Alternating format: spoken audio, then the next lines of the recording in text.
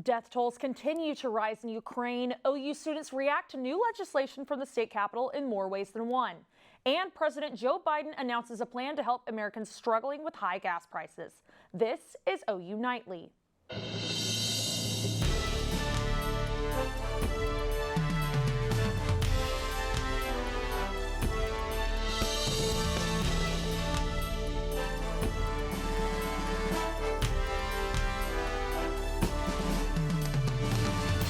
Thanks for joining us for OU Nightly. I'm Kaleigh Tingelstad. And I'm Audrey Goodson. We begin with the latest from the war in Ukraine. In the city of Mykolaiv, the governor's building was hit by a Russian missile and the death toll rises. Residents of the city are saying that they have been expecting a war for years and it was just a matter of time before it started. Ukraine troops have recently managed to stop some Russian forces and regain territory lost at the beginning of the war. Even children's hospitals have been turned into makeshift bomb shelters to help protect the communities. They bombarded our city and only civilians are dying here. Over a dozen of people have been reported dead and many more are wounded. Some students only travel a few minutes to get back to their hometowns, but that is not the case for everyone.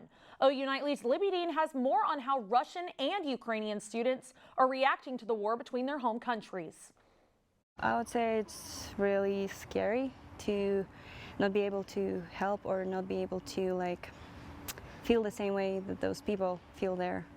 International college students already have it tough being so far away from their families. But students from Russia and Ukraine also find themselves caught in the middle of this historic global crisis.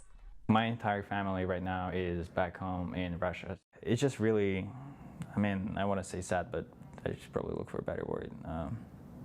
I guess heartbreaking to see all that being done. Alex and Sasha are part of the roughly 2,000 international students at the University of Oklahoma and around 6,000 students from other countries attending universities statewide. Both say they have felt the OU community rally together to support them during this turmoil in their home countries. I felt a lot of support from the crowd, the OU crowd, and I felt that I'm playing for something more, for my family, for my country, and not for just myself. Yeah. And I find a lot of support from the faculty members here as well as my peers. Russian and Ukrainian students across the country are fearing for the safety of their loved ones back home. Just one day after Oklahoma Governor Kevin Stitt signed the Transgender Athlete Bill into law, groups across the state and nation celebrate Transgender Day of Visibility. The new law is coined the Save Women in Sports Act, prevents those born biologically male or female from participating in sports of the opposite sex despite their current gender identification. OU Nightly's Zaria Oates is live with what the OU group has planned for this day of visibility. Zaria. Gender and Equality Center on campus, where earlier today transgender students and allies were around the corner at a name-changing workshop. Now this is where students like Jacqueline are, paving the way for students like Claire. I already got my name changed in November, but I just wanted to give advice to people who wanted to know what it was like for someone who actually went through the process. Jacqueline Hartley says the university's student legal services were part of what made the process so smooth.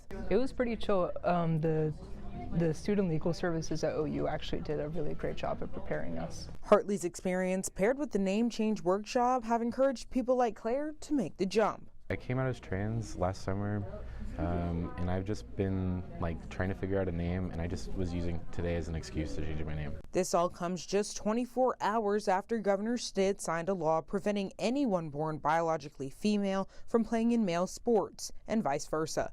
When it comes to sports and athletics, girls should compete against girls. Boys should compete against boys.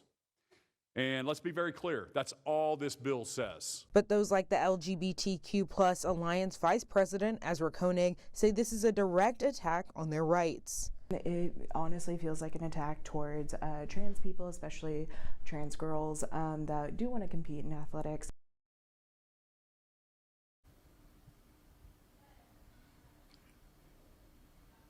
Koenig says despite the bill being signed into law, that doesn't mean the fight for transgender students and athletes is over. Reporting live, Zaria Oates, OU Nightly.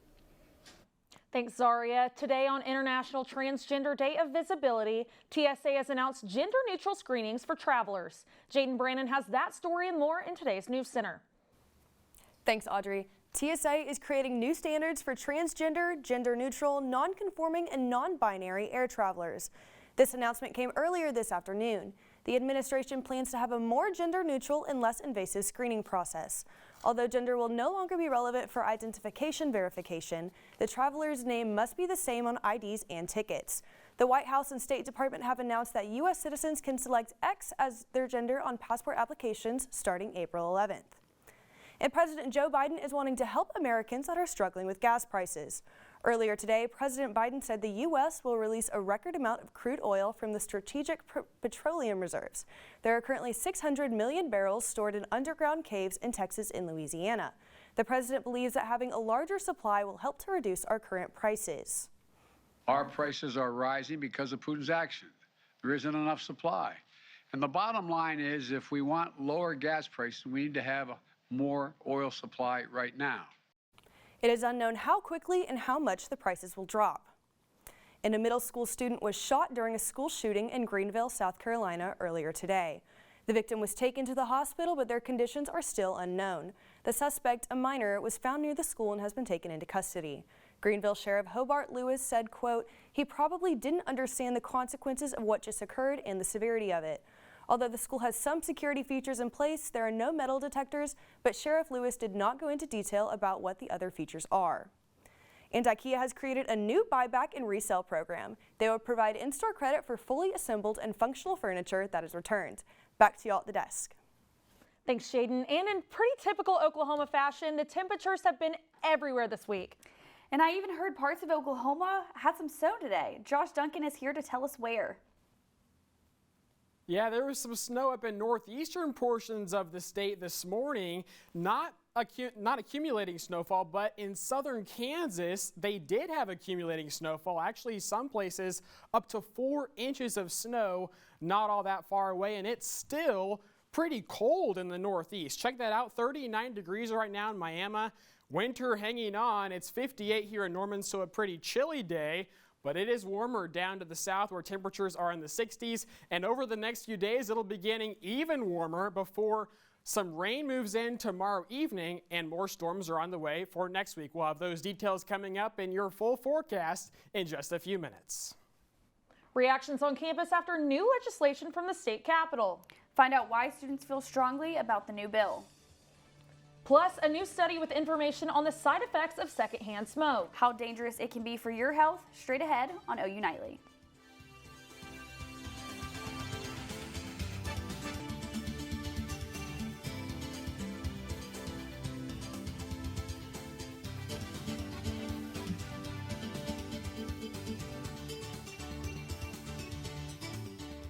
Students for Reproductive Justice held a reproductive rights poster demonstration this morning to spread awareness of the injustice of human rights. The organization fights for reproductive freedom, equality, and justice for all. Members were walking around the Unity Garden on the South Oval today to grab the OU students' attention in light of recent events. Yesterday, the Oklahoma House voted 78-19 to ban all abortions unless it's necessary for saving a pregnant person's life. This was the Students for Reproductive Justice response. We think that everyone should have the right to have a safe legal abortion, and all of these bills are truly antithetical to that. So we're protesting all of those today. The poster demonstration was to show the University of Oklahoma community that they support body autonomy and human rights.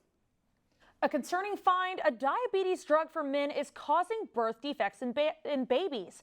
Ashley Van Velde, what is the latest? Men who take a popular diabetes drug are 40% more likely to conceive a child with birth defects. That's according to a study published Monday in the journal Annals of Internal Medicine. The study showed men who used metformin in the 3-month period before fathering a child had a 40% higher risk of birth defects in their baby. Researchers say more studies are needed to say if men taking the drug should make any considerations. And secondhand smoke from marijuana water pipes is 4 times more toxic than cigarette smoke. Researchers at UC Berkeley found levels of particulate matter increased at least 100-fold in an area of a room where a non-smoker would likely be sitting. That's about 4 times the levels produced by cigarettes and hookahs. Fine particulate matter is considered unsafe to breathe at high levels and is thought to lead to lung and heart disease. Researchers also discovered pollutant levels remain 10 times higher than normal in the room 12 hours after smoking stopped. And there is a 50-fold increase of seized fentanyl-laced pills in the U.S. between 2018 and 2021. According to U.S. Drug Enforcement Administration data, more than 42,000 pills were seized in 2018 and nearly 2.1 million in 2021. The rise in fentanyl seizures parallels a fatal overdose crisis driven by synthetic opioids. Authors of the study say the bottom line is illegally obtained pills can contain fentanyl. Now, Audrey and Kaleigh, I have some good news for avocado lovers. A new government study found eating at least 2 servings a week, that's 1 avocado, reduced the risk of a heart attack by 21%. Back to you all at the desk. Thanks, Ashley. And if you're in the mood for a sweet and healthy treat, then you're in luck. Find out where you can curb your sweet tooth coming up. And Josh, will it be nice enough this weekend to enjoy one of those sweet treats outside? Yeah, the weekend weather is looking really good for both Saturday and most of Sunday, but there are a few showers that are coming in both Friday night and on Sunday night. We'll take a look at those chances for rain coming up after the break.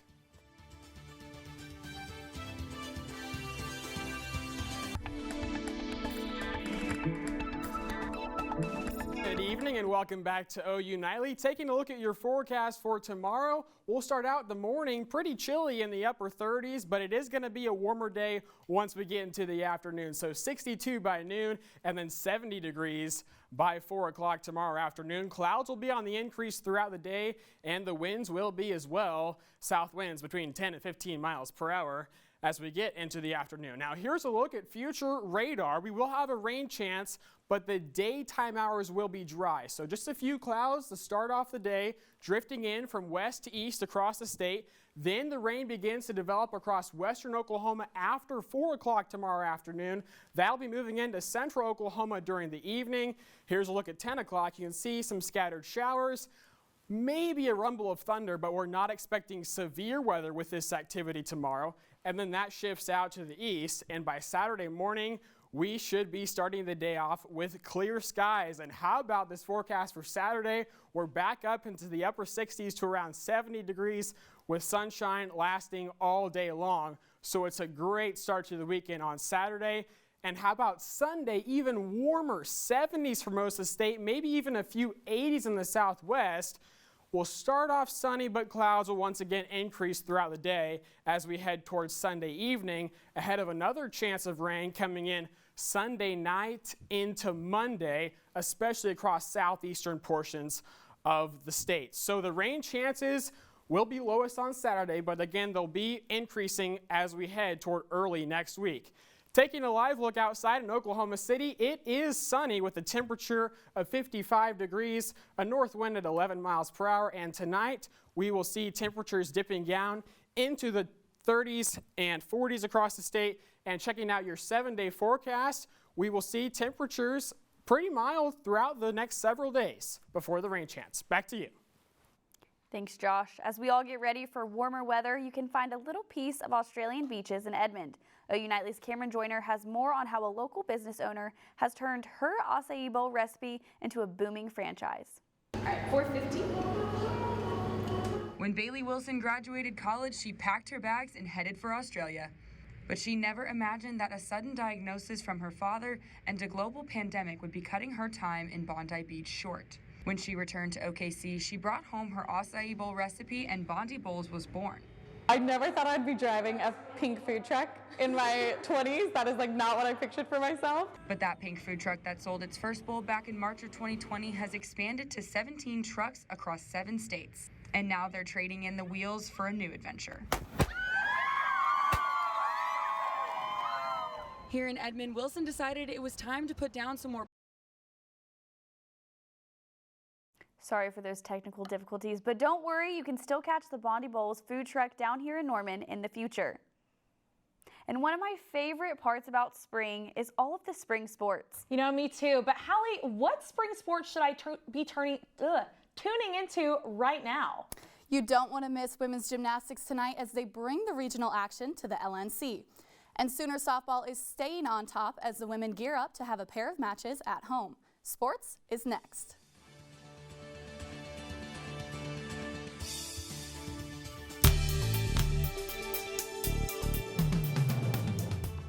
Welcome back to OU Nightly. I'm Hallie Moss, and it's time for sports. Sooner Women's Gym are flipping into the week as the unexpected hosts of the regional meet. OU hasn't hosted the meet since 2015, but when the original host had an issue, Coach KJ Kindler jumped at the chance. The #1 ranked Sooners take on Arizona State, Arkansas, and Arizona at 7 p.m. tonight in the LNC. The #3 ranked OU women's tennis team is hitting the road this weekend for some Big 12 matchups. The ladies have been dominating this season and have remained in a top 3 spot for 7 straight weeks. The Sooners take on TCU tomorrow and Texas Tech on Sunday. And keeping with our trend of our highly ranked women's teams, OU softball is coming off a run-rule win over Wichita State. Senior Grace Lyons hit 3 home runs for the second time in her career, including the walk-off in the 5th inning. The Sooners will stay at home this weekend with a pair of matchups against UAB. And Sooner baseball took down the Cowboys in a walk-off win Tuesday in Tulsa. Sophomore Blake Robertson, who initially began his collegiate career at Oklahoma State, tied the game in the 9th inning with an RBI single, leading to the win. And up next for Oklahoma is the Red River rivalry tomorrow in Arlington, Texas. And soon after the news of Tom Brady's return to the NFL, Buccaneers head coach Bruce Arians announced he's retiring. Arians is not leaving the team entirely, though, saying that he will be moving into a front office role as a senior football consultant. And defensive coordinator Todd Bowles has been elevated to the head coaching position. One of the biggest nights in March Madness is about to hit the floor this Saturday in New Orleans. The Final Four of the NCAA tournament is set with Villanova taking on Kansas and North Carolina facing Duke. North Carolina and Duke, one of the biggest rivalries in college basketball, have already matched up twice this season. Duke is looking for revenge in Coach K's final season after the Tar Heels beat the Blue Devils in his last home game. And 4 of the most powerful programs in women's college basketball are traveling to the Twin Cities this weekend. South Carolina takes on Louisville and Stanford faces UConn on Friday. Sophomore UConn guard Paige Beckers, who led her team back to the Final Four this year, is a Minneapolis native and is hoping to win it all at home. The championship game is at 8 p.m. on Sunday. And Trae Young returned to Oklahoma last night to face the Thunder, but he showed no mercy to his home city. While OKC tried to keep up, they ultimately fell to the Atlanta Hawks 136-118, with Young dropping 41 points. The Thunder play the Pistons tomorrow at home. And guys, this year's Cinderella story might be ending sooner than we thought. St. Peter's head coach Shaheen Holloway is headed back to his alma mater, Seton Hall. Thanks, Hallie. If you're looking for a thrill, we have your next vacation plans. Find out why you should head to Cincinnati straight ahead on OU Nightly.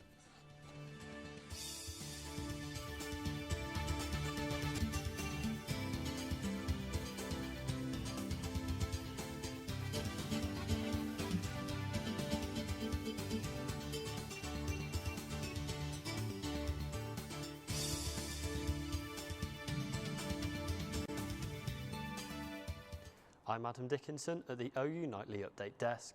Prosecutors in Okmulgee County are now seeking the death penalty against 2 people charged with a 2019 triple murder near Tulsa. Investigators say Keegan Harris and Barry Titus killed Titus's ex-girlfriend Tiffany Eicher and her parents Jack and Evelyn Chandler, as Eicher was set to testify against Titus. He and Harris are already serving federal prison sentences on weapons charges. Back to you in the studio. Thanks, Adam. After 42 years on top, a record-breaking roller coaster is set to re-break its own world record. Since 1979, the Beast at Cincinnati, Ohio's King Island amusement park has held the Guinness World Record for the world's longest roller coaster. Right now, the ride is 7,359 feet. But in May, it will reopen 2 feet longer, beating its very own world record. And Josh, can I plan any outdoor activities like hopping on a roller coaster this weekend, or should I keep my plans indoors? Well, if your plans are for Saturday or Sunday during the daytime hours, you should be good to go. But again, for tonight, it will be pretty cold once again. Lows in the 30s for most areas. 31, that's below freezing up in the northeast. We'll have 39 here in Norman. And tomorrow is going to be a very warm day, much warmer for areas in the northeast, with highs in the 60s and 70s. It'll be 73 tomorrow afternoon in Lawton. But clouds will be on the increase late in the day tomorrow, ahead of a chance for rain tomorrow evening, and mainly after 4 o'clock in central Oklahoma. And then temperatures will begin to rebound as we head toward the second half of the weekend. Back to you.